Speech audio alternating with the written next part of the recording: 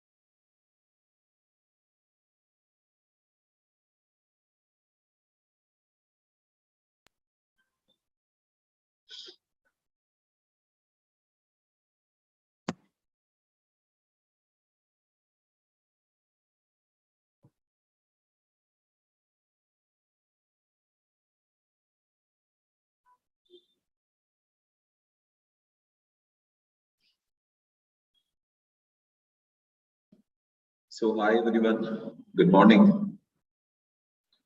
Can you hear me, guys?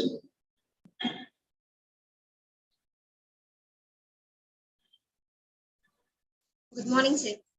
Good morning. Am I audible right? Question from now. Sir, disturbance is there, sir. Voice is not clear. Yeah, no issue. Okay.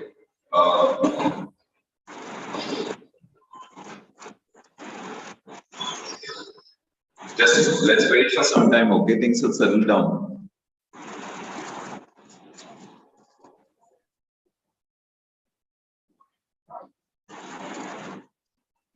Raidu, I think you did not put on your mic.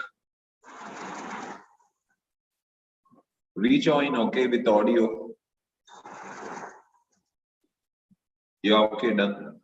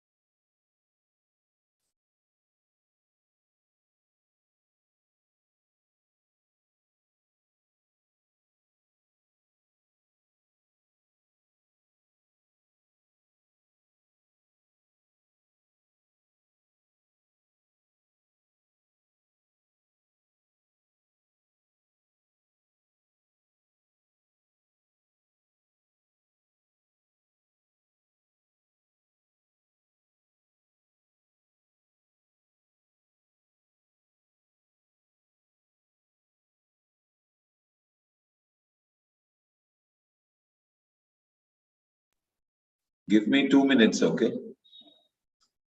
We are just working out something technically.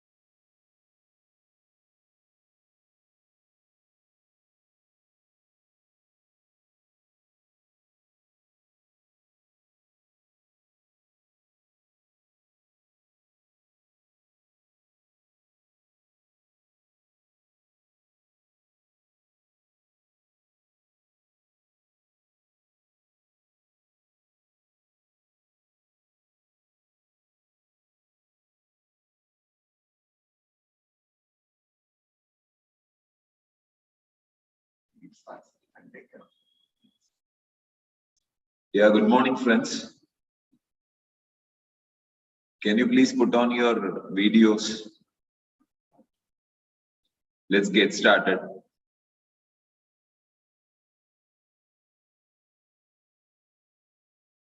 Good morning, all of you. Just wanted to bring a small change wherein every time whenever you ask questions, I even don't know who is asking, and I can't even read their face, what exactly is their strategy, and I can't understand whether I'm really reaching them or not through my answer. Because when I can see them live and when the answer is clear, I feel good about it, right? So that is the reason why I just wanted to try this live. So let's try. Okay, I hope it will do some justice for us. Please keep your mic on mute. Whenever you are trying to ask the question, okay, you can unmute yourself and ask it. Fine. So let's have a wonderful session today, wherein we'll make some difference in our question answer strategy. Okay. So as usual, I don't want to take much time, but before that, I just want to guide you something. Everything changes with change in awareness. So our basic work is to bring that awareness within you so that that awareness can make you have a wonderful time.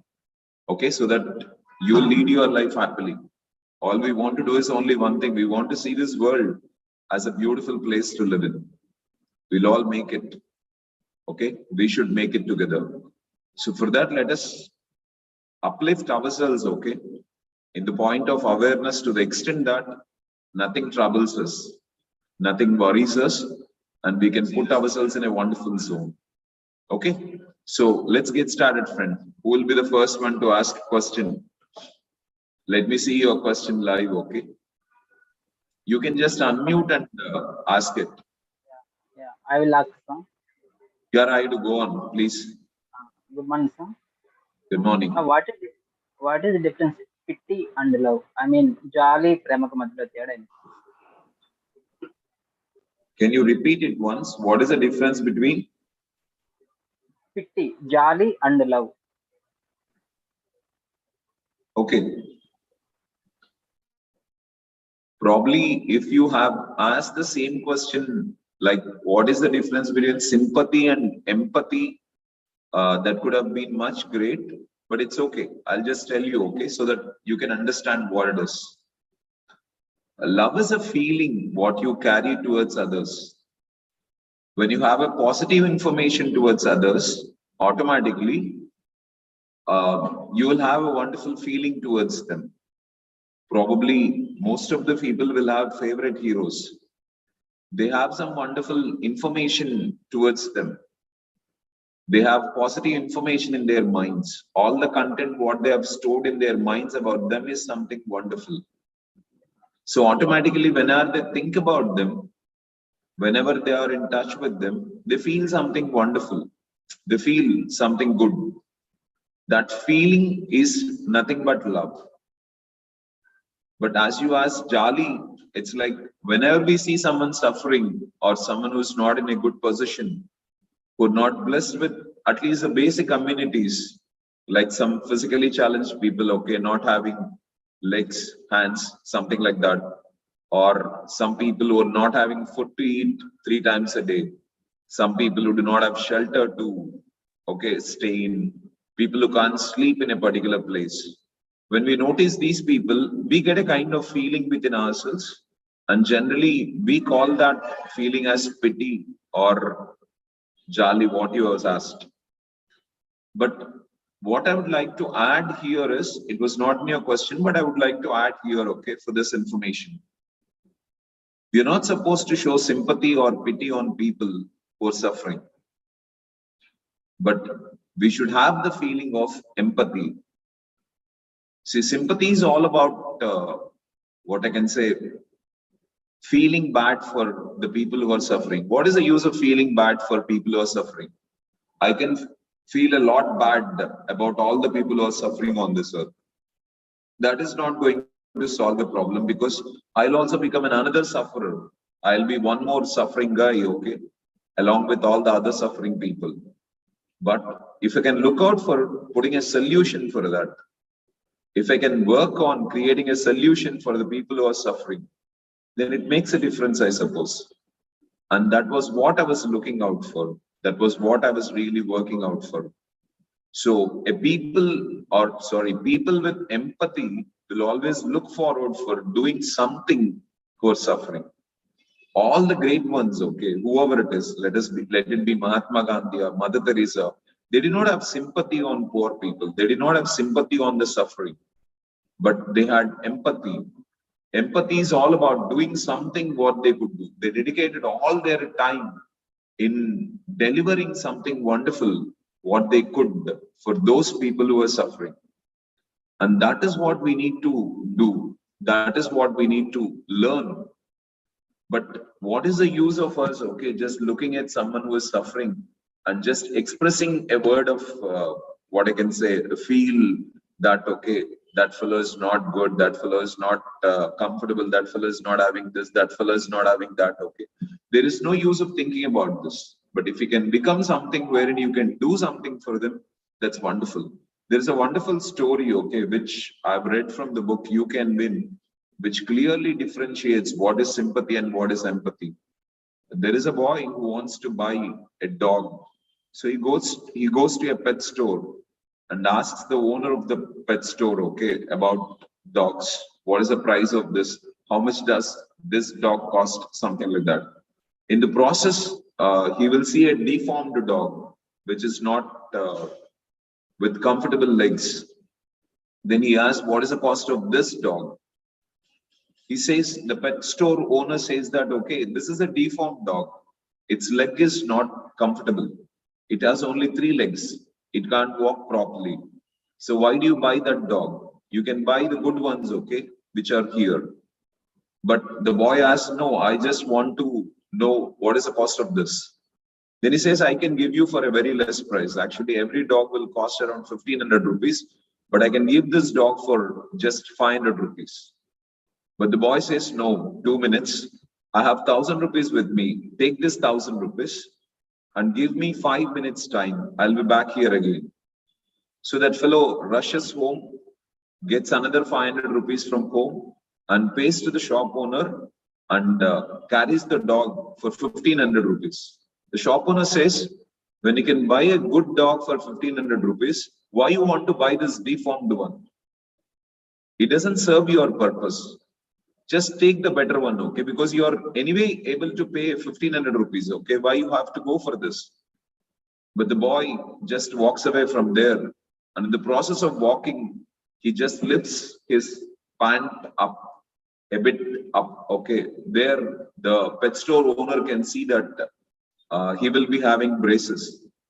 It means his leg was polioed and he can't walk properly, but he's walking with braces. Then the shop owner realizes the value of that. Oh, this fellow is already suffering from this. That is the reason why he knows the value of the suffering. I hope now you understood. We have to respect the suffering equally first. We should not consider that they are deformed and we can just behave in any manner with them. This is not right. So the first thing is we have to respect them and we should think about doing something for them. See, probably if life is just utilized for doing something for ourselves totally, that may not serve the purpose, I suppose. And if we can use our life for doing something for others also, then that becomes a wonderful living. And we can even celebrate our life wonderfully in the process. I hope you understood right, okay? So all I suggest you is this: don't have mercy or don't have pity or don't have sympathy towards the people who are suffering, but always look forward for creating something what you can for the suffering people. Then that is something wonderful. Okay, just beyond what you can do for yourself, okay, try to do something for others. That's a beautiful thing. Okay, thank you, Raidu, for your question. Yeah, next, who will take the next option? I just wanted you people to put on your videos, okay, so that I can see how you are enjoying to answer what I'm saying, so that I can make some modifications even. Yeah, any questions from others? Hello. Yeah, please, Sai. Good morning. Good morning, sir. How are you, man? Good, sir. Yeah, please. Listen from you. See, I know that if we believe something strongly, we have the capacity to manifest that belief into our life. Yeah. What is the scientific process behind it? See, it's a very simple thing. Don't complicate it, okay? I'll just put it in a very simple process. Just try to understand this. Most of the times, if you can observe clearly, our belief to achieve will be much, much, much less than our belief in failing. Try to understand this concept. Most of the times, our belief towards achieving something what we really want will be very much less than our belief towards failing in it. So let me put it in a simple manner, okay? If someone is suffering from cancer, that fellow will have a strong belief that he is going to suffer from cancer and he is going to die soon. And it is going to damage his life. The belief towards dying will be much more than the belief towards curing the disease, overcoming the disease. His thoughts will work negatively, wherein he'll be much frustrated, he'll be worried, he'll be struggling with a lot of disturbance in order to create it. But he will not be in a move or he will not be in a strategy wherein I suppose, okay, he'll be very strong in resolving the issue. But true greatness happens, okay, when you can develop a belief towards solving the problems than the problems. Probably you have some goal, okay, you want to manifest it. The first thing is you must believe that you can manifest it. And your belief must be so strong that there is no negative word towards it. Why people take a lot of time in order to achieve what they really want to achieve is only this. Because they don't have that belief. In the process of working on it, step by step, they'll be seeing some kind of good things happening. First, a lot of failures, creating more disbelief within themselves. And slowly they'll come to a stage where they can produce something good out of it. Something good happens. So that adds some kind of belief. And that good things, okay, continue one after the another, one after the another. And slowly he'll come to a stage wherein doubt almost dies down and only belief will be there in his mind. At that state, he executes the thing. In reality, if you have that belief in the first stretch itself, manifesting it is a pretty easy thing. See, a very simple logic. See, you want to make money. So when you want to make money, first you must believe that you can make money. But we listen to a lot of stories that are going on around us, wherein a lot of people will be suffering for making money. A lot of people will be facing a lot of challenges towards making money. We'll see a lot of poverty around. We'll see a lot of suffering around. We'll see a lot of disturbances around. When we experience suffering, disturbances and problems around, automatically that will be stuck in your mind. So what is stuck in your mind, that is what your mind thinks of. See, probably people in metropolitan cities, they'll not bother much about creating money because they'll be seeing richness around. Wherever they go, they'll see people who are easily spending money comfortably. They go to restaurants and invest a lot of money. But when the same thing continues with what I can say, an area like villages and all, people will not be much exposed to money. They'll be seeing all the negative things happening around. And most of the times, people will not be ready to share their success stories with us. But people will be ready to share their failure stories with us. When they're successful, they celebrate. Probably they'll try to exhibit it to the world that they are successful. But people mostly will be sharing their failure stories. And we will be seeing disappointment, discouragement, and worry in most of the cases with the people who are around us. So this occupies our mind. And from our childhood, okay, we are grown with the belief that great things happen only for great people. And in order to see great things happening in our life, we have to be great. And even our teachers must have told us in our life that, what I can say, you must be fortunate enough or you must be lucky enough to become great. Only the fortunate few will become great. It's not everyone. So we grow with the belief that we are ordinary people and we can only create something ordinary in life, but not extraordinary. But one simple concept we need to understand is this. Suppose you have put some rice crop. That will take around 4 months of time in order to give you the harvest that you want. I hope this is clear for you. If you want to cultivate mangoes, you cannot create the same harvest in just 3 months or 4 months time. It will take at least 6 to 10 years of time. All you have to understand is this. What is that you want to create in life? Okay, if you want to create something very simple in life, then I think it's not a problem. You will be executing it in a very short time. But if you are trying to create something big, if you want to manifest something big in life, it will take time to create it. Okay? And the biggest challenge for all of us is holding on to that belief till it gets manifested.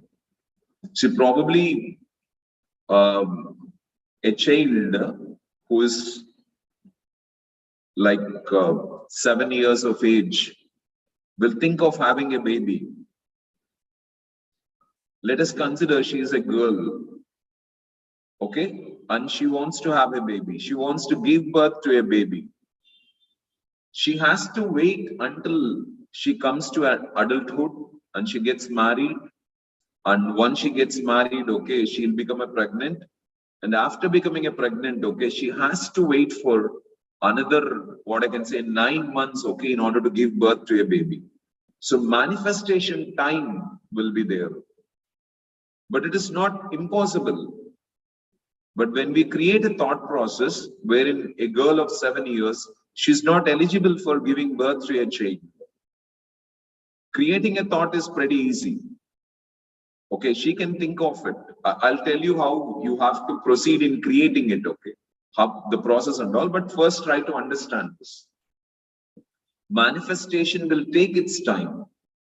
Probably at least she has to gain puberty, and once she gets into it, okay, probably she has to get married. Even if it happens at 12 or 13 years of age, and if she's instantly going for pregnancy, at least it will take from 7 years, 13 to 14 years of age.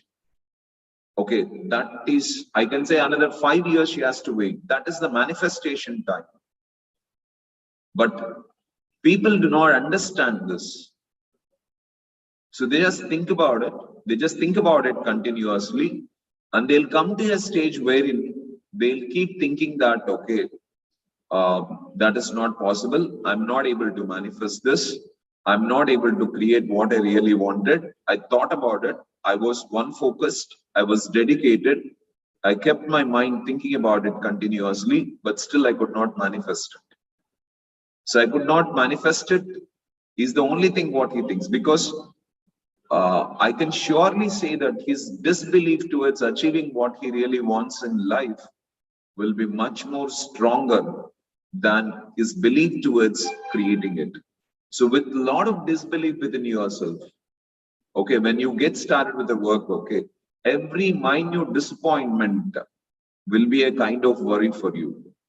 And that is where everyone struggles. But manifestation is all about only one thing, okay. First, you have to like as Napoleon Hill said, whatever the mind of a man conceives and believes, it will achieve.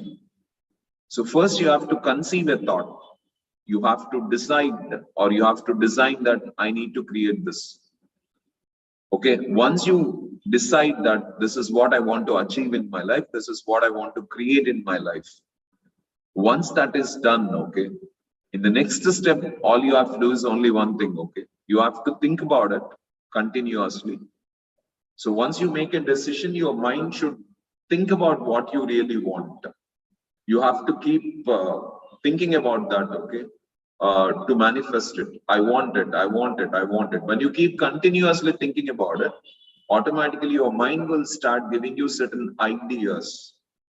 Okay, you have to keep executing all that ideas. So you have to keep implementing all that ideas in reality. When you start executing that ideas, when you start implementing that ideas in reality, okay, slowly you will be learning certain things, but what you don't know. That is, you will undergo failures. You will face setbacks. You will face some challenges. That challenges, that failures will be teaching you the lessons what you really need to learn.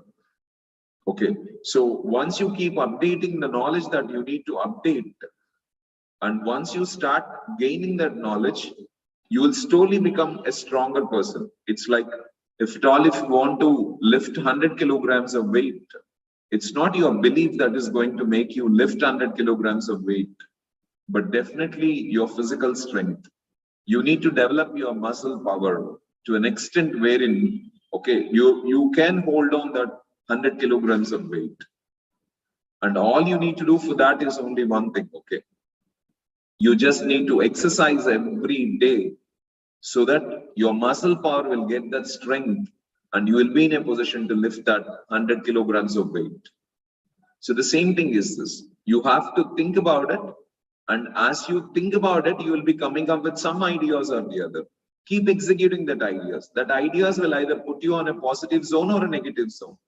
So if it is on a positive zone, okay, you build your belief, you develop your courage and confidence and move forward.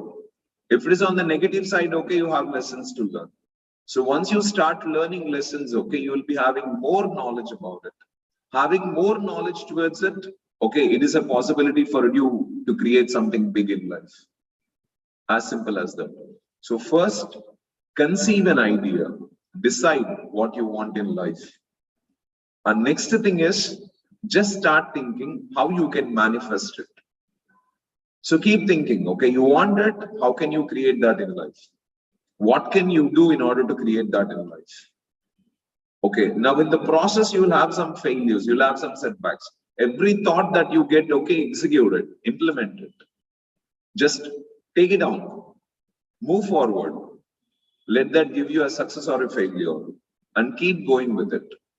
But I told you, right, until you get that muscle strength of having a capacity to lift 100 kilograms of weight, you will not be in a position to lift that. In the same manner, whatever you decided in your life, first you must become mentally and physically strong to handle that manifestation.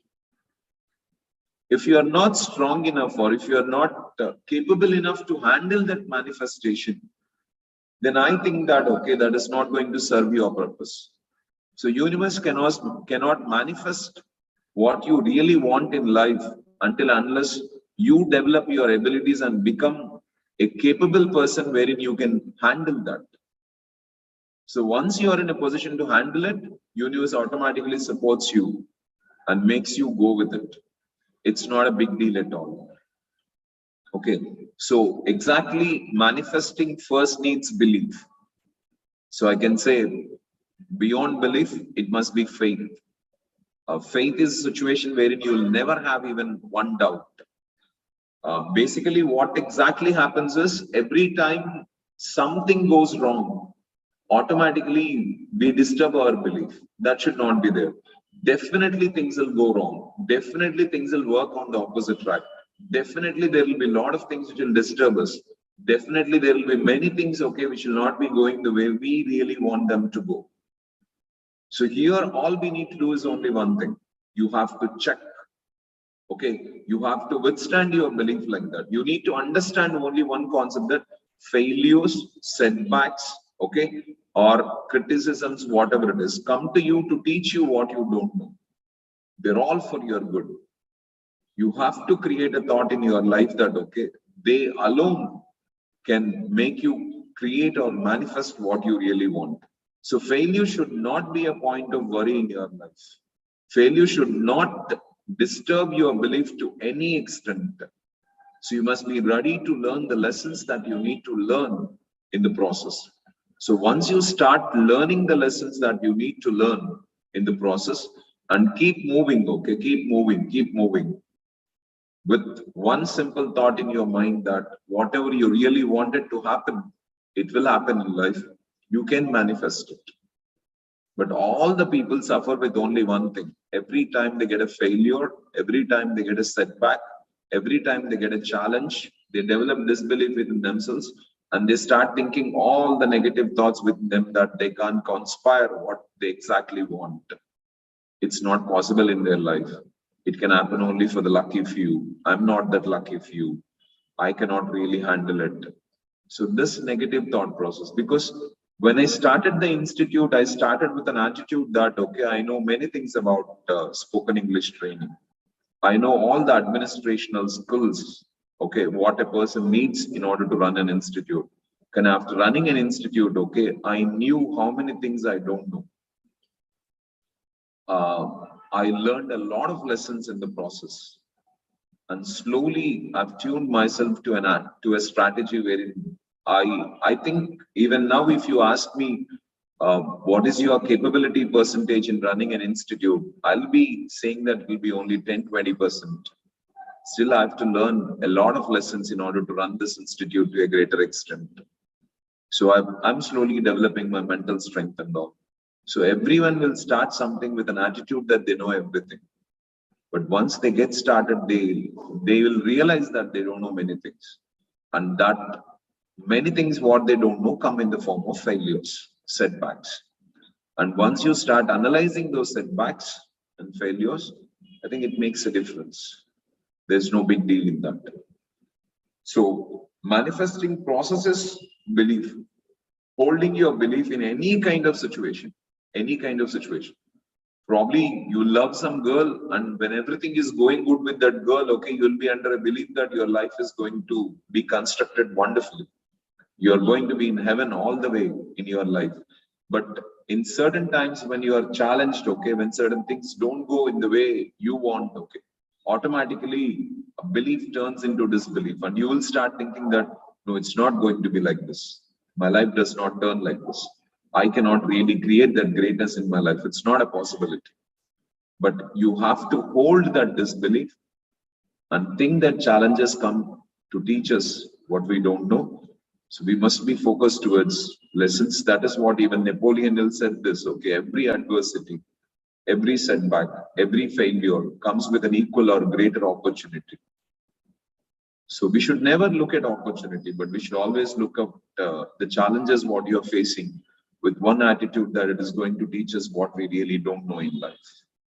So with that attitude, if you can hold your belief and if you can keep thinking about what you want and if you keep executing every idea that touches in your mind, Hello. then you will. Yes, Sai,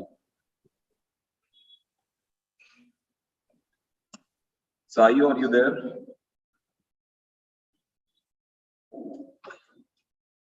So I suppose that gives you a clarity about manifesting it, okay?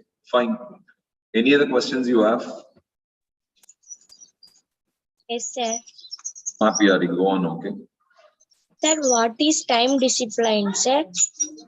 Why we have to do the work in a particular time, sir? See, most of the times, time discipline is very simple. Having a time for everything and doing that in that particular time.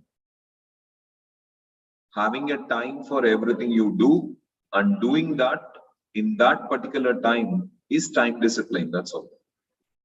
So why we need to have time discipline is basically your mind, okay, works in a strategy. Like your mind has multiple things to do. It has to lodge a lot of information. It has to remember all your thoughts. Okay, it has to be the source of creating all your emotions and feelings and energies. So your mind will have to get activated in order to execute what it really wants to do. So when you set time discipline, wherein you're very clear that in this particular time, this is what I'm going to do. If your mind knows that, okay, in this time you're going to do this, your mind will be already prepared, ready for it. And your mind can give far better performance, okay, much better performance than what it can give in an undisciplined strategy. See, most of the people will have timetable in order to run an office, in order to run an organization, a school, college, whatever it is. So why they have this is their mind got tuned to it. See, if you're staying at home, probably you'll not think of doing office work. So you may not even like to sit continuously with a book in front of you. But when you are in a college, you start your college somewhere about 9 o'clock and you will stay there in the classroom up to 1 o'clock. Probably again you will sit in the class at 12 o'clock, 2 o'clock, and you will be in the classroom for 4 or 4:30. So you will stay there for 6 to 8 hours continuously, okay, for executing a class. I hope you are understanding because your mind is already tuned to it. See, if at all, if you go to your hospital and you are waiting to consult a doctor, probably your mind will be opposing you so much. It will be pushing or it will be asking you to move out of that place very fast. You want to get the consultation with the doctor immediately. So you will use your recommendation and you will try to come up with all kinds of sources so that you can finish off the task immediately. And if at all, if doctor asks you to stay in the hospital for some time, probably for another 8 hours, you have to get admitted and you have to undergo a procedure. After completing that procedure, I'll discharge you. Probably your mind will not accept it. It will be very difficult for you to go with it. But what about the people who stay in the hospital, who will be executing these procedures? Probably it may take 8 hours for them to execute the procedure, but they are ready to execute the procedure. They are ready to execute the procedure because they have tuned their mind for it and they are ready for it. A doctor is ready for the patients. From morning to night, okay, he's ready to look into the patients and he's ready to solve the problems of people. regarding health. But for us, it's not possible to sit like that because we didn't tune our mind for it. So first, what we have to do is we have to set a time for everything that we do. And we have to keep doing that particular thing in that particular time. Now, what happens is our mind will be ready for executing it. It will not have an opposition thing. So if every day you get up in the morning at 5 o'clock and go for walking, your mind is not going to oppose you. But today you will think of walking, tomorrow you will think of sleeping, day after tomorrow you will think of doing yoga, the next day you will think of watching a movie, the next day you will think of traveling, the next day you will think of going for swimming. In this process, the real challenge will come up in life. And that real challenge is your mind is not disciplined in the sense it's not prepared. See, I'm prepared to take a class from morning 7 o'clock to evening 8 o'clock. So my mind does not disturb me in order to take a class. Other than taking a class, if I have to spend my time from morning 7 o'clock to evening 8 o'clock in any particular thing, probably sitting with my friends or traveling or just staying at home, it's not an easy thing for me to move on. It's very difficult. But it becomes very easy for me because I prepared my mind already for that. So setting a time for everything is like making a decision about what you really want to do. When you've decided and when you fixed that in your mind and when you're very clear about what you do in that particular time every day, your mind does not oppose you. So you don't need a lot of energy for making your mind to work on it. You can just focus on, executing it directly. So that'll save your energy. And I told you, right, as your mind already knows that you will be doing this in this particular time, automatically your mind will come up with all the content, all the knowledge that really needs in order to execute that particular thing. And it makes it happen. That is the reason why we need to set a time discipline. And beyond all this, we will be saving a lot of time. So because when opposition starts in your mind, handling that itself will take a lot of time. Most of the people will be having a strong controversy in their mind. With that controversy, they'll be wasting their time. And that makes no sense, right? So as they'll be wasting their time in the controversy that is going on in their mind, they will not use the time for executing or doing what they really have to do. So they are just wasting time. So wastage of time will be much saved. I can just represent it with place discipline. Suppose you have a gold ring, and you decide a place for that gold ring. Every time you want to take off that gold ring from your finger, you'll keep that gold ring in one particular place. So you're very clear. So place discipline is all about having a place for something and putting that in that particular place. So every time you remove that gold ring from your finger, you put that gold ring in that particular place itself. Then you will save a lot of time. But the challenge for most of the people is they never do this. They don't have place discipline. So what they do, they put that ring sometimes in the bathroom, sometimes in the kitchen, sometimes at the dressing table, sometimes in their compost box, sometimes in their pouch, or sometimes on some attic. So as they try to place that ring in different places, most of the times when it is not seen, when you are in some emergency and you want it immediately and it is not visible to you, it's not there for your finger, then you get tensed, you get worried. A better example for this can be your scooter keys.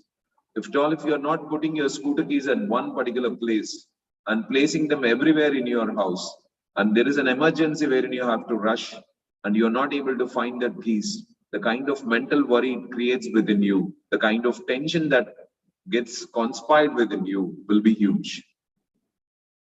And that will create a lot of unnecessary troubles in your life. If you want to avoid all that, you need to set a place for that and you have to put that in that particular place. That will make a difference.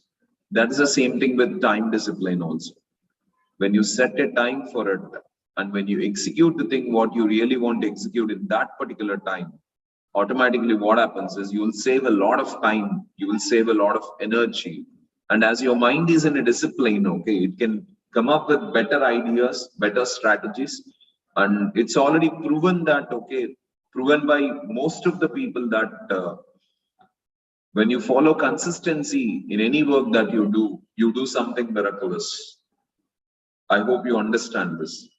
So time discipline is all about having a time for something and doing that particular thing in that particular time. That's it. Time for everything and everything in that time. So if you can go for it, that's more than enough, I suppose. But there are a lot of advantages when you do it. Probably at least pick up all the good things that you do every day and set a time for it and see that you will do that in that particular time. Okay, that will be a wonderful thing. Any others, okay, who can ask questions directly? Or else there are some questions what these people have posted on text. I'll try to answer this. Yeah. Okay, let's go for this. How to improve our communication skills? Ramana.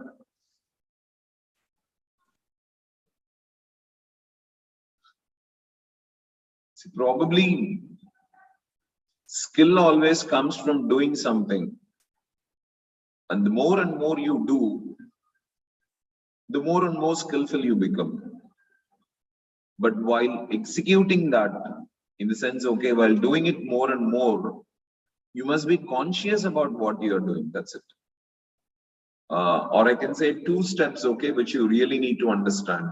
1 step, you must keep updating awareness about it. You must keep updating knowledge regarding that. You must keep knowing new facts, okay. You must keep developing your, okay, intellect greatly. On the other side, you must be conscious. You must observe whether you are implementing all the knowledge what you have learned.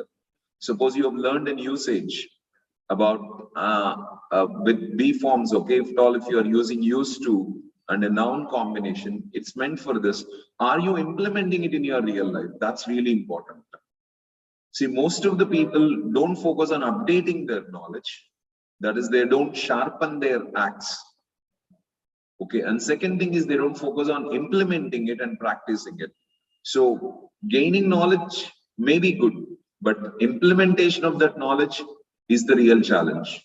So if you are updating yourself every day at the same time, okay, if you are implementing the things, okay, continuously, I think it makes a difference. Probably you have joined before a master in order to learn dance. The master taught you some steps. So a fellow who is really dedicated in dancing probably will practice that one single step for even 10,000 to 50,000 times. So when you try working on that one particular step for 10,000 to 50,000 times, probably you are giving a wonderful performance out of it. But the challenge for most of you people is this: you don't practice it so much. You want to finish off everything immediately. So you just try to know everything one by one, you just try to know everything, and you don't gain expertise in using anything. So probably, if you want to become a warrior, let's say you have to learn the art of using a gun. So by just holding the gun and shooting a bullet, okay, you can't say that I know how to handle a gun. It takes a lot of dedication, a lot of time, a lot of practice in order to aim and execute the shooting process. And that practice is missed in most of the people. Probably you must have learned a lot of usages. You must have learned about using can, could, will, would, shall, should, may, might, need, used, ought, did, must, am, is, there, was, were, do, does, did, have, was, had. Okay, present verbs, past tense verbs, future tense verbs. You know about the 6 forms of the verbs, how they are applied, and you know about negative sentences, question forms. You know about passive statements and direct and indirect speech. But how many times did you practice each usage? How many structures did you create with each usage? Let us consider one usage is one technology that you have to become a master in. How many times did you practice it? That's the key. So the more and more you implement, the more and more skillful you become, flexible you become. See, when you're talking to a person for the first time, you'll not be that much flexible to express every idea of yours to him. But as and when you start communicating with them continuously, okay, at some particular point of time, you'll be so free to express any thought that strikes your mind. You'll be sharing it comfortably to everyone. The same thing works here also. Nothing else than this. I hope you understood this. So, first thing is sharpen your axe. And the second thing is implement the ideas what you have learned as many times as you can. Most of the times what we do is we just try to understand the concept, and understanding the concept will be under the belief that we got it, but somehow I'm unlucky and I'm not able to develop a skill towards it. That's absolutely wrong. All the people who attain success in life have attained their success by doing enormous practice. And that enormous practice is all about, okay, doing the same thing thousands of times. Probably you know that Sachin used to practice every ball for more than 10,000 times. Federer, okay, Koneru Hampi used to, she played more than 10,000 plus matches in order to become a world chess champion. So how much practice you do about every particular move matters. And that's where, okay, your focus must be even. So just observe where you are lacking. Success is a mandatory thing for everyone. But if you're not able to get success, there must be some drawback within you. And the drawback must be this. So you need to understand and you need to overcome this. That's it. Yeah. Any other questions you have, guys? Fast. Others?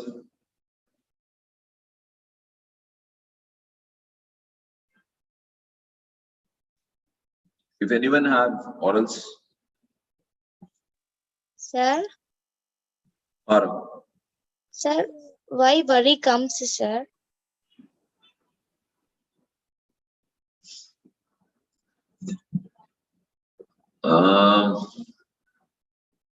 that's given to us naturally. See, we come to this life with a kind of worry. See, worry is not a natural thing, but I'll tell you one thing. Worry is a kind of feeling, okay, that is being expressed within you. You're feeding the content which creates worry in your mind more than you're feeding the content which creates happiness in your mind.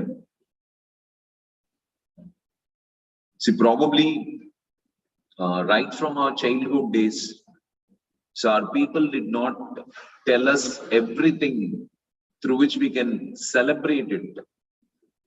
So probably our parents did not say that, okay, today we have rice with chutney.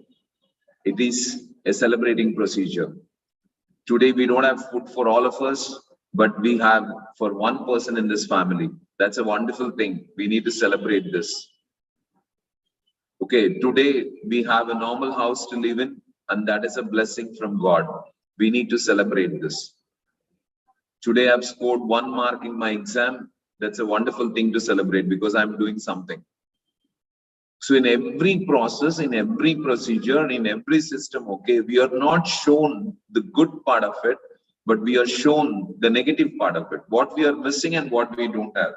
We are always pointed out when we are doing mistakes, but we are never pointed out, okay, when we are doing something good.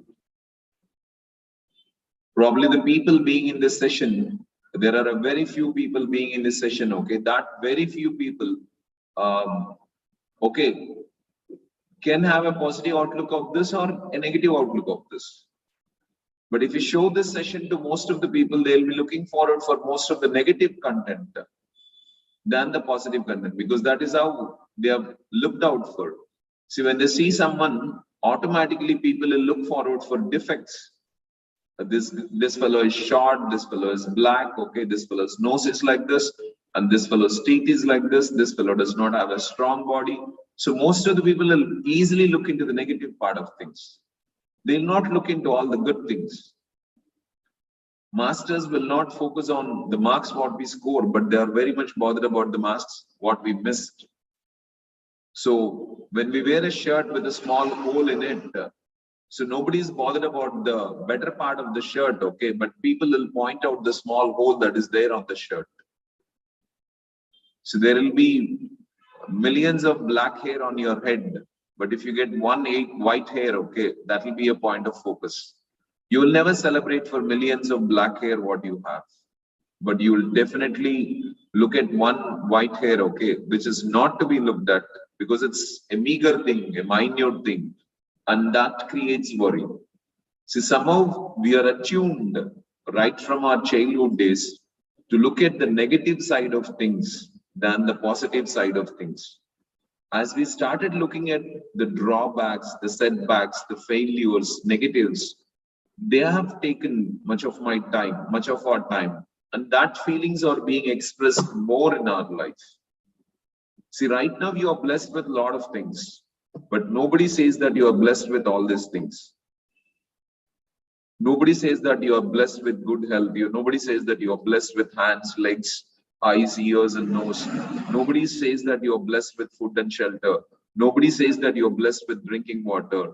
Nobody says that you are blessed with education. You can go to school and study. Nobody says that you are blessed with parents who can take care of you. Nobody says that, okay, you are blessed with good health. Okay, nobody talks about your blessings. But everyone definitely talks about the drawbacks what you have in life. So when you look at the drawbacks what you have, okay, how can you expect you to get a positive feeling? Even when you wrote an exam, okay, did you really feel happy for marks you have scored, or you suffered for marks you didn't score? Check. Probably you wore some dress and went to college, but if there is another girl, okay, who's wearing a better dress than yours, or if there is a girl who is wearing a richer dress than yours, if it is a sign of worry for you, that will be a very bad thing, right? So right from our childhood days, we are more attuned, okay, to suffer than to feel good about. See, you may not be able to eat something wonderful today, but you have a long life to eat it. So you may not be staying in a comfortable platform today, okay, but you will definitely put yourself in a comfortable platform where you can, okay, celebrate doing it, because experiencing it will come into your life someday or the other. Even if something becomes a routine experience, it does not give happiness. I hope you are understanding. So just understand, okay, what is that you're feeding in your mind? Are you feeding the thought of worry, or are you feeding the thought of celebration? See, if someone is doing something wrong, okay, if you worry, it is just because you're not able to look at, okay, the good part of it, because you don't have a positive opinion towards them. So why should you ever carry a negative opinion towards others and worry? So what right do we have to think about the negative qualities of others? Why do we create jealousy within us? Why do we create selfishness within us? Why do we create hatred within us? So these things are not needed, okay? Why should we ever hate the behavior of someone, okay? It is their behavior, it's their communication, but why should we hate for that? Why should we be jealous of someone? If someone is better than us, okay, they are better for their life. They are not better than us. They are better than what they were before. I don't know if they are better than what they were before, but how can we compare with them? So if I just compare with Anil Ambani or Mukesh Ambani and say that, okay, I'm not able to make that much money, I'm a foolish fellow. But definitely I'm much better than what I was 10 years back or 20 years back. And that is success from my side, and I must celebrate that. But jealousy does not allow you to take perspective of life from that side. And even if you are selfish, okay, automatically you can't bear someone being better than you. So somehow we are not having an attitude looking at everything in a good manner or a positive manner. So we are in the habit of looking at everything in a negative manner. And once we have lodged all this information in our mind in a negative manner, automatically our mind is turning towards a negative field. Most of us will create benchmarks that the other person must behave like this in front of me. The other person must talk like this, the other person must sit like this, the other person must stand like this. Why should we ever create that benchmarks in our mind? If I expect all of you to put on your videos and if you're not putting them on, automatically that can become a sign of disturbance for me. But why should I decide? If I can leave that for your liberty, so if you're interested, okay, you will. If you're not interested, you will not. Whether you sit in this class or you don't sit in this class, okay, it all depends on your choice and your interest, okay. I think I don't get disturbed because of that. But what really creates a disturbance is we don't have the attitude of looking at everything from the positive perspective. We develop certain negative qualities. We start looking at the drawbacks. We start looking at the setbacks. We start looking at failures. We start looking at what we don't have. And we are taught the same right from our childhood. We are scared from our childhood saying that if you are not able to create this, you are going to struggle in life. You are not able to do this. You are going to suffer in life. This, that, and all, okay. And all these things, okay, associated or making you a human being with worry always, because your approach or your perception towards life is like that. You're able to view life from that perspective. But if you can change that and look at life with a difference, okay, feeling blessed with everything what you have right now, I think worry doesn't reach you. You'll put yourself in a comfortable platform and make something wonderful with your life. Thanks, Patty, for that question. Any other questions you have? Others fast.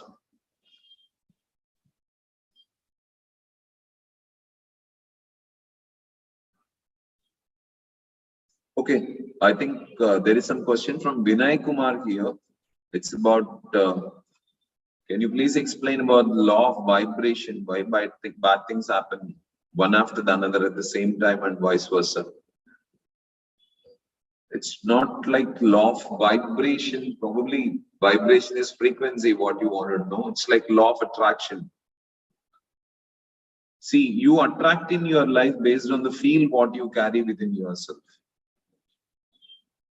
Your mind does not understand your language, but your mind only understands your feelings. Okay? So you need to see that you will be in a comfortable feel always. But if you disturb your feeling internally, if you have a negative feel within you, automatically you attract negative circumstances, because this universe works on, okay, frequencies or energies or vibrations, whatever it is. See, it is just a very simple concept, I can say. Your mind can understand your feelings. So if your feeling is not good within you, automatically what is happening? When you don't have a right feel within you, your mind thinks that you need negative feel. Okay? When you are in a comfortable feel, when you are in a positive feel within you, automatically your mind thinks that you want a positive feel. When your mind thinks that you want a negative feel, it remembers or it recollects all the negative things. It gets into your past, it gets into your future and brings all the thoughts of worry and fear, and makes you think about all this, and somehow it will strengthen the negative feel within you and convert all that feelings into negative emotions. And negative emotions will drive negative energies, and negative energies will attract negative circumstances. What has happened in life because you're not in a positive feel. See, probably my daughter may not have many issues when she is with me, because she is in a comfortable feel within her. So 99% of the cases, she'll be comfortable. She'll not have any kind of worry or disturbance. But my daughter may not be the same when it comes to my wife, that is her mother, because she doesn't have a comfortable feel within herself, okay, when she is with her. So as she is not in a comfortable feel, when she is with her, automatically our mind thinks all things negatively. Her mind will start conspiring all negative things. It will make her to look at everything in a negative perspective. When she is looking at everything in a negative perspective, automatically the feel gets more and more negative. So with more and more negative feel, okay, more and more negative thoughts, more and more negative thoughts, more negative emotions, more negative emotions, more negative energies. And when you have more negative energies, what do you attract in life? You attract trouble, you attract disturbances. As simple as that. And that is what we need to understand. But on the other perspective, when you are with your loved ones, okay, when you are with people with whom you have a positive feel within yourself, automatically what happens? As you are in a positive feel, your mind looks at everything in a positive manner, it thinks everything in a positive manner, and it will generate positive emotions, positive energy, and positive circumstances. So everything depends on the feel what you carry within yourself. So don't develop hatred towards anything. Don't ever look at one negative thing in a person. Then there is no sign of hatred. When there is no sign of hatred, automatically what happens is you will be in a positive feel towards everyone. When you are in a positive feel towards everyone, and when you are in a positive feel towards everything, I think it creates something wonderful. Because you will not be in a circumstance wherein you will be creating negative things. But when you are putting yourself in a negative circumstance, in a negative field, automatically you will be attracting only negative things, right? Because I told you, right, when you are in a negative field, your mind designs or decides that, okay, you want negative things to happen in your life, and your mind will support making all that negative things only. I hope you are understanding. So all you need to do is put a positive feel within yourself. Learn to smile in difficulties. Learn to smile in setbacks. Start observing your thinking, because what's happening in your life is not creating the trouble for you. What you think about what's happening in your life is creating the trouble for you. So if you can handle your thinking, you can control your feeling, and everything will be controlled accordingly. Fine. Thank you, guys. Thank you, guys, for that question. Okay. Any other questions you have?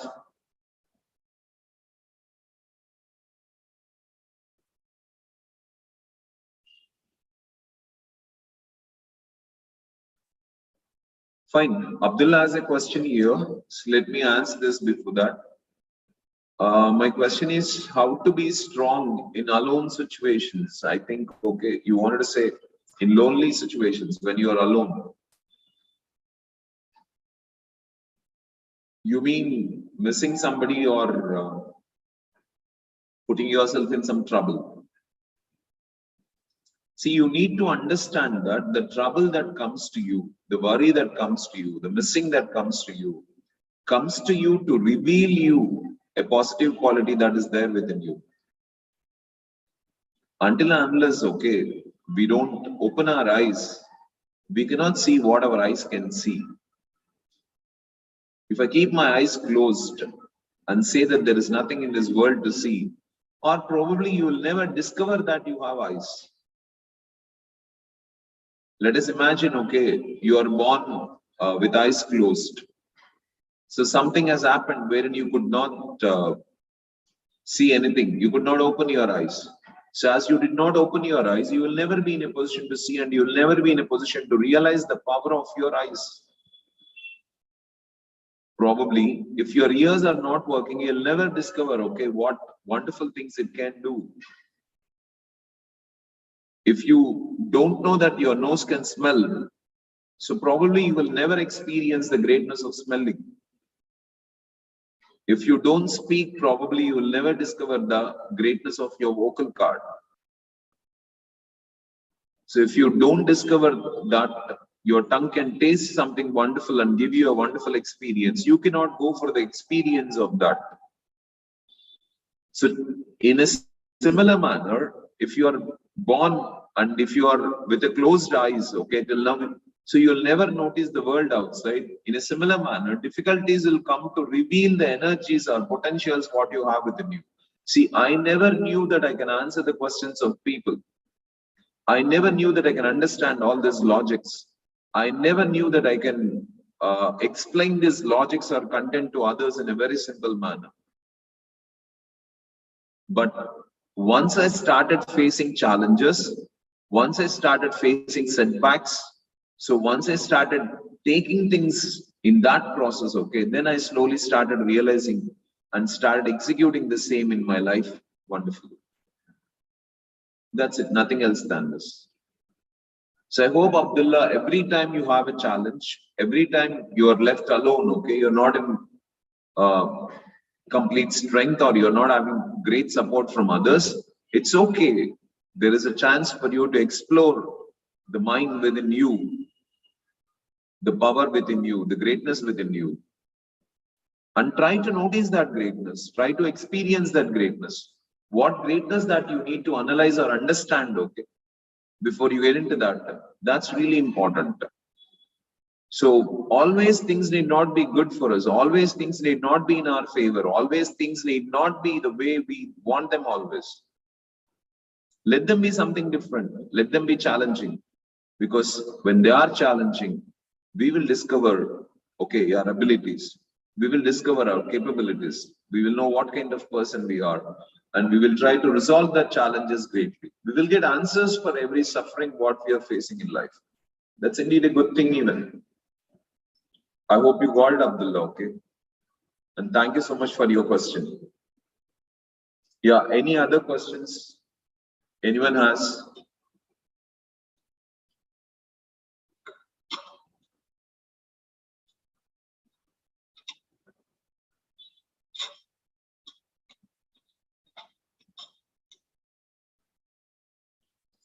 Fine guys then, okay? Take care. I think it did not make much difference between having a question answer session live or normally, I suppose, because I couldn't see your faces or experiences when I'm talking about it. It's okay, no issue. Let's try. Every time we do something different, okay, we will have many lessons to learn. And I do wanted to try this. Okay. I felt that if I can see you directly, I can know what is your expression and I can have an understanding of that. Anyway, fine, okay. I think someone is ready to ask a question. I was asked by Tulsi to wait for some time. Just give me 2 minutes. In the meantime, if you have any questions, I can answer you.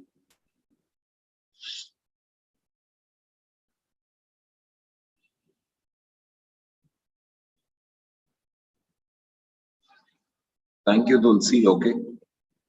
Sagar, thank you for this question. So let me read out this question first. How should parents think in present generation?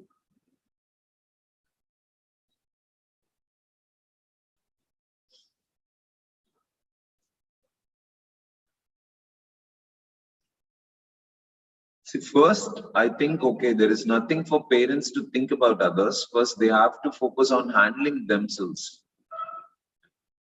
See, for example, a parent has a child and the parents worries about the future of a child. Question one's okay, just by worrying, just by suffering, are we going to change the future of a child? Definitely not. So children are immature human beings. They don't have experience about life. They don't know what they are really doing. They can't understand their emotions. They can't understand their thinking. They cannot understand how their mind works. They're not having awareness about anything. Just their mind is creating a desire and they run after that desire. They exactly don't have maturity about what they really want in life and in future. So they behave from their immaturity. And the biggest challenge for the parents is they've got some maturity for their age. Their experiences, their ideas, their knowledge have taught them certain things. Okay, with that knowledge and with that maturity, they look at children. But they don't understand that, okay, children are without maturity. If you are not able to handle the immaturity of children, then that becomes our immaturity, right? So it's even difficult for me to handle that. It's not so easy for me to handle that. But I keep observing every minute what is happening within me, how my mind is thinking, what is my mind thinking, in what manner my mind is thinking. And I stop my mind from thinking when it is thinking something unnecessary. See, children, okay, come with their own faith. Probably my father must have thought about so many things about me. My father must have thought about different ideas. He must have thought about this, that, and all, okay. But what I am to become, I'll become that. So what is the use of worrying about me, disturbing about me, getting disturbed about me, okay? Like thinking that this fellow is not doing this right, this fellow is not doing that right, he's doing this mistake, he's doing that mistake. In the process of experiencing all this, only thing that is left for a parent is worry and suffering. So all we need to understand is, as we gained every knowledge, every piece of knowledge, every truth, okay, through experience, even a child has to understand that through experience. Of course, our knowledge can help them to realize the truth. But if the child is ready for that, that is wonderful. If the child is not ready for that, child has to undergo the procedure of experiencing and learning it. So we should learn to accept their immaturity. And how should a parent think about their children? I can say that have one thought in your mind that there is someone who is more powerful than us, and they have decided, okay, what a child is going to become and how they are going to lead their lives. All we need to do or change is the experience of living. How can we make that experience of living wonderful? It is just by thinking something right and putting ourselves in happiness always. See, in all my 47 or 48 years of life, okay, I ran around, I thought of doing that, this and all, I did this, I did that, I did a lot of things in my life, okay. But even without any tension, even without any worry, even without any disturbance, if I started doing what I was doing, I could have been in the same place what I am. But worrying, struggling, disturbing, troubling myself, okay, giving a lot of worry and struggle for all my team, parents and all, what is that I really achieved? The same what I've achieved today. So keep your thinking in balance and see that, okay, you will not disturb your children because of your thinking. And understand that they are behaving from their maturity. Our maturity is much more when compared to the child's maturity. So we are not supposed to look at child from our maturity. So we have to come down to their maturity and we have to look at them from their maturity. When we start looking at them from their maturity, I think, okay, it's easy to handle our thinking towards them. Just experience the child growing. Just experience how a child learns. Just experience, okay, how a child handles things. Give them that liberty. Okay, let them handle things. Don't try to see your child as an instrument wherein you can show your greatness to the society through them. And don't ever consider a child to do something for you in future. To put your name or make your name to become erosion, like the world will feel great about you. That is all senseless. Let them experience their life. Let them lead their life comfortably. Then things are going to do something wonderful.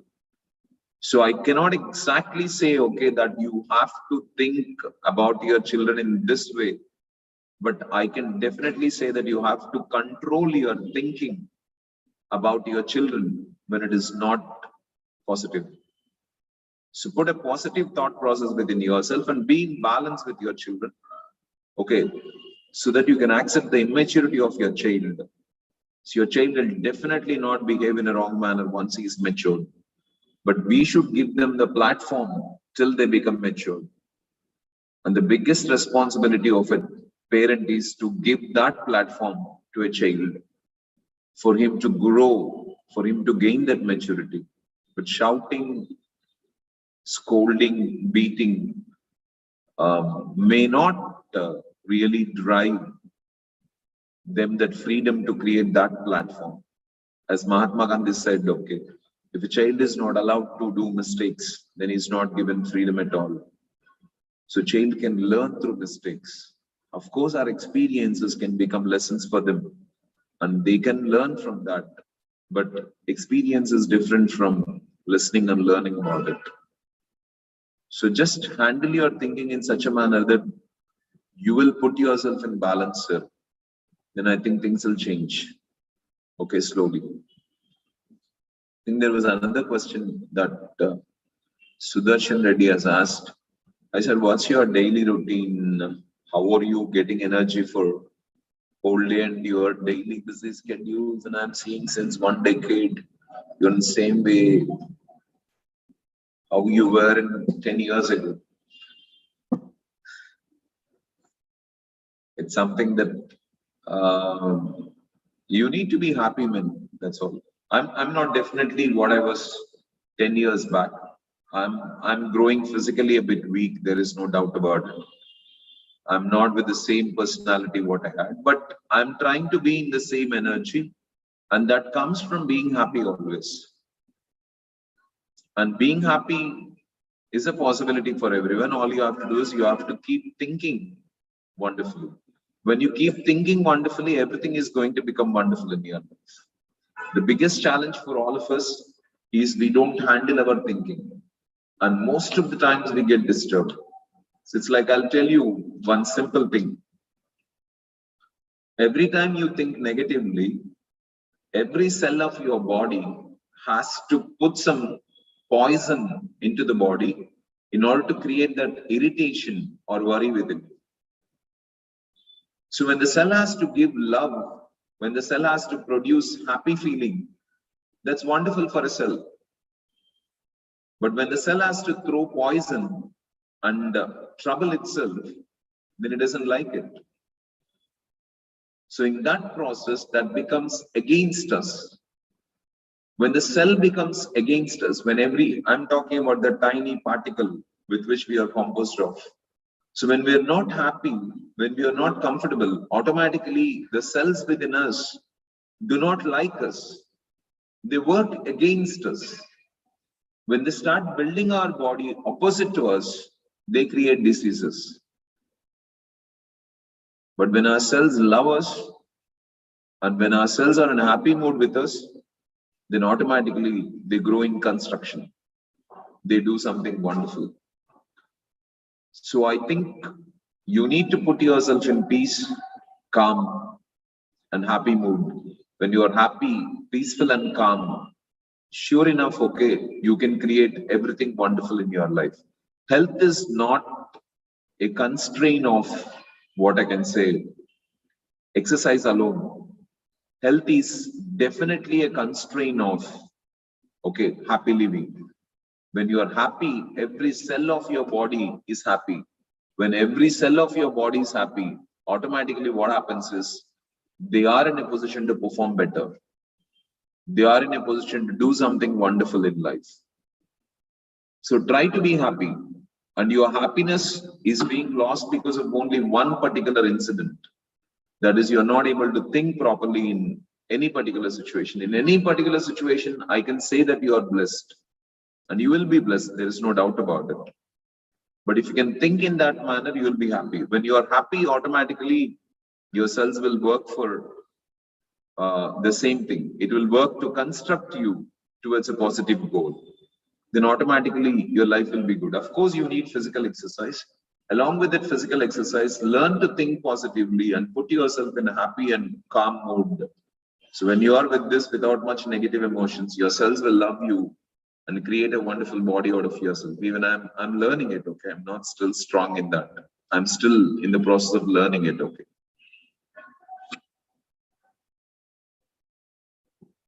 Yeah, there is another question from Tulsi, okay? I'm unable to speak with my beloved people with whole heart. I mean, I want to speak It scares me a lot to speak. I have to encounter many negative thoughts when they are not with me. I imagine to speak like this and that, but when they come to me, I'm speechless.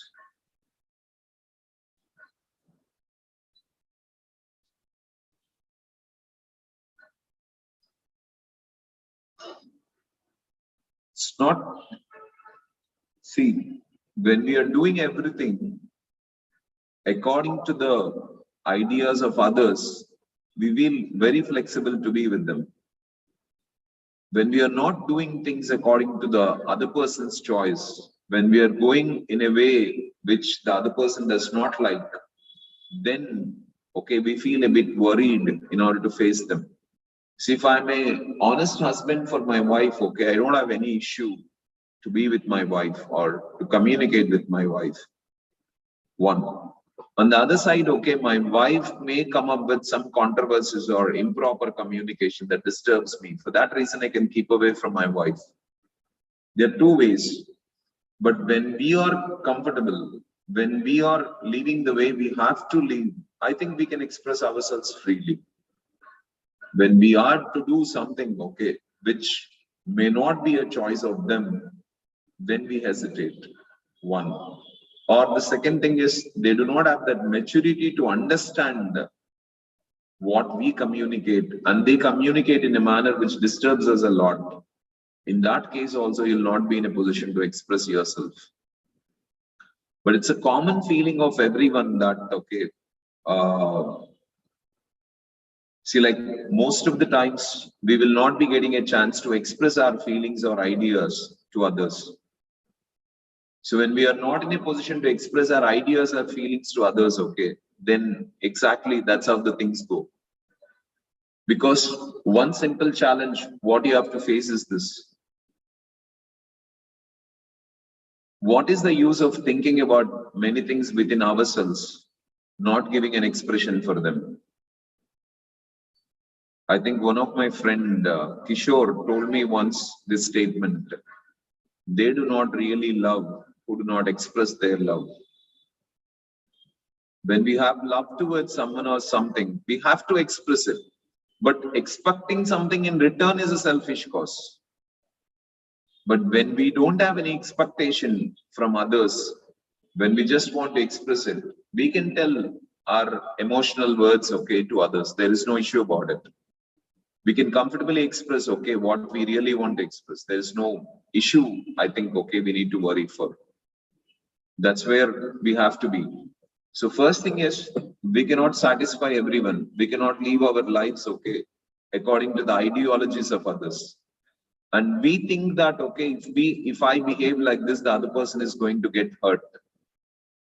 See, in my classroom, whenever I try to shout at a student, probably I may think that if I shout at him, if I scold him, that fellow gets disturbed. So I may not shout at him. I may not scold him. But that fellow may be thinking that, okay, if sir points out the negative qualities within me, if sir points out the disturbances what I carry within myself, and if I can correct that in my life, okay, that is going to be wonderful. We don't know exactly, but we need to do what is right. That's all. So how other people take it, it's not in our hands. We cannot decide that also. That's not our choice at all. And we need to be expressive. We need to express what we want to express exactly. Because things will never turn the way we want. People will be people. They'll be what they are and we will be what we are. But what is the use of thinking that, okay, I wanted to say this, I wanted to say that, but I'm not able to say this. So because people will never understand others. See, one thing is this, most of the people behave with a perspective that the other people will understand us. How can they ever understand us? It's never possible for others to understand us. They can't read our mind. It's not possible for them to read our mind. We cannot create an option wherein the others can read our mind. We only have to tell them our opinions. We have to give them scope to think that this is what I am really looking forward for. we should make them understand, okay, what we are really thinking about our life and how really we really want to do, how we really want to lead our life without expressing our ideas, without expressing our feelings to others. If we wait for others to understand you, I think life goes by, but that never happens. Before that, have a question within yourself. Are you clear about what you really want in life? And are you thinking that what you're doing is right? When you're clear about what you want and when you clearly know that what you're doing is right, I think you can express your ideas very comfortably. See, what I'm trying to tell today, I think what I'm saying is right. And I'm very clear about what is my intention towards doing this program. When I'm very clear about my intention and when I know that what I'm talking is right, okay, I can express it before anyone. I think Bhaskar has a comment right now. I need to look into it, okay? I just don't want to disturb or deviate from my thinking, okay? So want to focus on answering your question first, then I'll go for that. So there is a kind or there is a thought in my mind which is saying that, okay, that fellow is trying to come up with a question, okay, which needs a correction from my side. I'm ready for it, but at the same time, okay, I'm not so comfortable with it, right? The same thing will be with you. When you are clear and when you are right, okay, express yourself. Some may receive you and some may not receive you. See, they said that a famous person said this quotation: I definitely don't know the secret of success, but I know the secret of failure, that is trying to please everyone. When you try to please everyone, okay, then automatically you're going to fail in life. There is no doubt about it. But success or a person who's really going to become successful in life will never try to please others. He'll be clear about what he wants and he expresses what he wants clearly. And I told you, right? Before expressing your ideas, check, is it right for you to do it or not? When it is right, express it. And remember the statement that they do not really love who do not really express their love. There's no use of carrying a lot of thoughts within you or a lot of thinking within you about others, which never gets expressed because the other person never comes to know, okay, what your thoughts are. And when the other person does not come to know what your thoughts are, then what is the use of having any kind of thoughts that you have in your mind? If I don't have an expression for all my thoughts that are conspired in my mind, I think that all these thoughts make no sense. The same thing is with you too. So if you're not able to sit with them and speak, okay, and just record them and send it. If you're not able to record them and send it, write them and send it. So but share them somehow. Let them listen to that thoughts that run in your mind. And when they're good, I think we must. There is no use of thinking that, okay, I have a lot of wonderful thoughts and generally all the thoughts need to be expressed, but they don't get expressed. So I hope you'll change this and make it something positive. Why this sort of session is attended by very less people, which is very useful. Oh, Bhaskar, I think you have given a positive statement. I wanted you to give some corrections because you're only the bold guy in my circle who expressed something strongly. But great. Why do you look up to the most and what qualities do you love about that person? I think, Bhaskar, thank you for that. It's okay, man. Okay, we are just trying it out. Okay, I'm just trying to learn. Okay, to speak comfortably before people. Let people accept me. Okay, after I become comfortable, there is no problem with it. Why do you look up to the most and what qualities do you love about a person? Thank you so much, Bhaskar. Specifically, I want the person to be happy, man. If person is happy in any kind of circumstance, okay, that fellow has some kind of knowledge about handling his life. That's it. Because Adikuda, why I think is, when you're not happy, you create trouble in others around you. I don't look up to big things in life like talent, skill, abilities, richness, all these things. I'll just look up to one basic quality in everyone. Okay, are they happy every minute? That should not be a psychic happiness. Okay, that is when others are suffering. Okay, if they are enjoying, out of the suffering of others, that makes no sense. But definitely, if the other person is happy, I consider that okay, he's a matured fellow, and I give a lot of respect for him because that fellow can make everyone around him happy. Like Sarvepalli Radhakrishnan said this: hurting others is adharma, and pleasing others is dharma. One of the simplest and the best line, okay, what he said. Hurting others is adharma, pleasing others is dharma. And when the same quotation was said by Gautama Buddha, don't hurt others. Evariki hani cheyaddu veelananta manchi cheyandi. So don't hurt others, but you try to do as much good as you can. So these are very simple statements, but in order to keep ourselves in a state wherein we will never hurt others, we have to be happy all the 24 hours. So we have to be happy all the 24 hours. I don't know whether we think about our thinking when we are conscious or whether we will be conscious about our thinking or not. But we must be conscious about whether we are conscious or not about our thinking in happy times. But we must be conscious about our thinking in disturbed times. Every second we have to observe our thinking.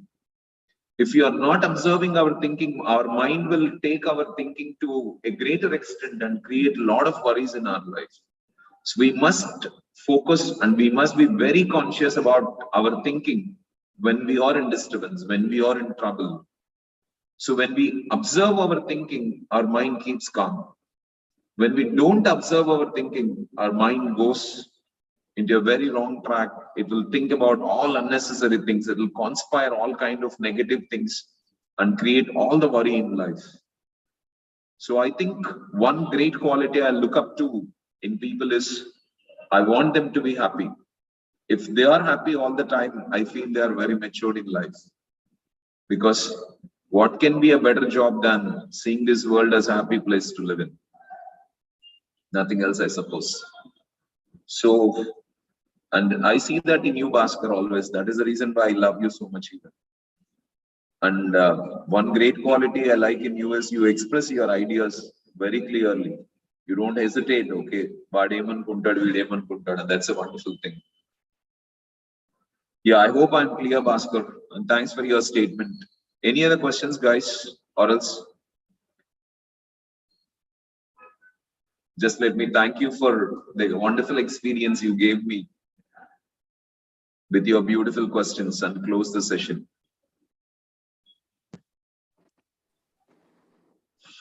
So your silence is the answer. No, actually, Venu, I mean, if, for example, there are people who has attended, I know that most of the people are your close circle.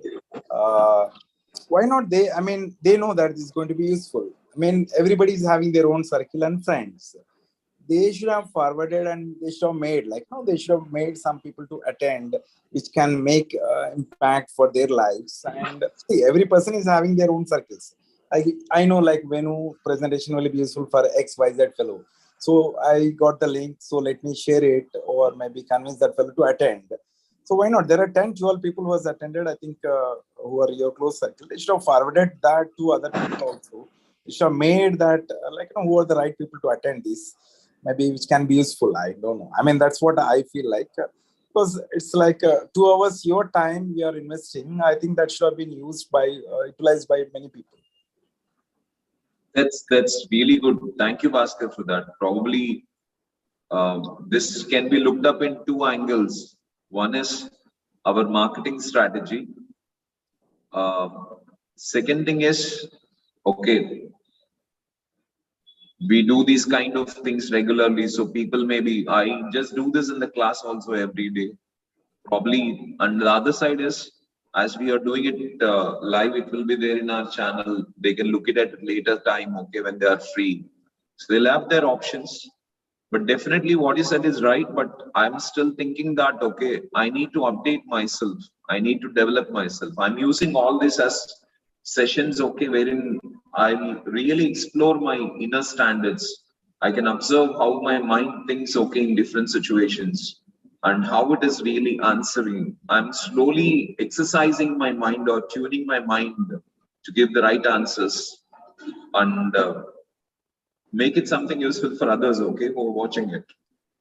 So I'm considering this as an exercise for me, a practice session for me. If at all, if God permits me to do something worthy in future, I hope I can do it wonderfully. That's the reason why I'm just taking this as a practice session. I'm not looking at the number, I'm not looking at the promotion, I'm not looking at how many people are watching it. But I'm just looking at some questions and I'm getting that questions and I'm answering that questions and I'm focusing on how my mind is answering that questions. And if my mind can be trained in a better manner, wherein it can give a better answer. I'm thinking for that. Anyway, thank you, Bhaskar. Okay, you always have been thinking about seeing me on the brighter perspective and brighter side. And I think in all my circle and all my friends, okay, you were the only one who started promoting me, telling to others that you encourage people to join this institute and all. I really felt great, okay, when you did all that. I used to think, okay, only a few people will be like that. Probably. I don't see any change. 20 years back, how our generation in terms of spoken English, struggling in Kadapa. I think post 20 years also, I can see there's no change. I'm not talking about 20 years. I can say 25 years. Still the people or the education, I don't know where exactly the fault is lying. In spite of, I don't know. There is no change in terms of, especially as far as Kadapa is concerned, the people and their capabilities. Whatever I had interactions with most of the people in Kadapa, there's not much improvement happening in their educational or sort of, thought process or any factor. In fact, I see the same set of only it has become more of smartness. That's what I see. 25 years. It's almost to. There should have been a very big change which should have been happening. Where I'm seeing that in most of the metros, but especially as far as Kadapa is concerned, I don't know, maybe to my limited view, what I've seen, but I judge it as the same way, it has not changed much. That's true, Bhaskar. Okay, let me give you a simple explanation for this. We can only see that change, okay, when we get a platform. Okay, a platform wherein you can execute the knowledge, what you really learn. The biggest challenge for people of Kadapa is they gain knowledge, but they don't have a platform to make use of it. Probably just imagine Bhaskar Reddy, that is you. If you had to stay back in Kadapa itself and do some kind of work in Kadapa, probably I don't know how strong you could have become in your communication skills. But as you left this place, you are exposed to a new world wherein you can implement the knowledge what you have developed. You could see some improvement. All the people who left Kadapa and went to Hyderabad or Bangalore or left themselves into some profiles, okay, they have changed their lives. But people who are staying in Kadapa, they cannot make use of the knowledge what they learn. Even if they learn the content wonderfully, they cannot implement those things. So success creation comes from a platform majorly, and that platform is to be created. So when that platform is created, we can see change. See, in Hyderabad Public School, that platform is created. It's made mandatory for them to communicate. And every faculty must be communicating and every student must communicate. So automatically that platform makes them speak. But in other areas, that's an option. The platform is not clear. It's just like without a swimming pool, if you ask anyone to swim, okay, it makes no sense. So Hyderabad is like a swimming pool wherein people can swim and learn it. But in Kadapa, we don't have a swimming pool. But if people try to swim with their hands without water, I don't think that, okay, they can get expertised. That's the only thing. The arena is platform. But we are trying to develop that platform to a greater extent. That is what we created in some schools and in our institute and all. Still, we have the challenges, but most of the people who develop their communication skills, they have developed after putting themselves into the platform. They just took only knowledge from us, but they became stronger, okay, when they left this place and put themselves in a real life challenges. Fine, Bhaskar. Thanks for your question and thanks for your conversation. Thanks. I could see you at least, okay, in this meeting. Any questions, friends? Okay, I think you will not respond, okay? I'll have to decide myself and move. Thanks for everything and thank you so much. Thank you, Take sir. care then. Okay, thank you. Thank you. Thank you.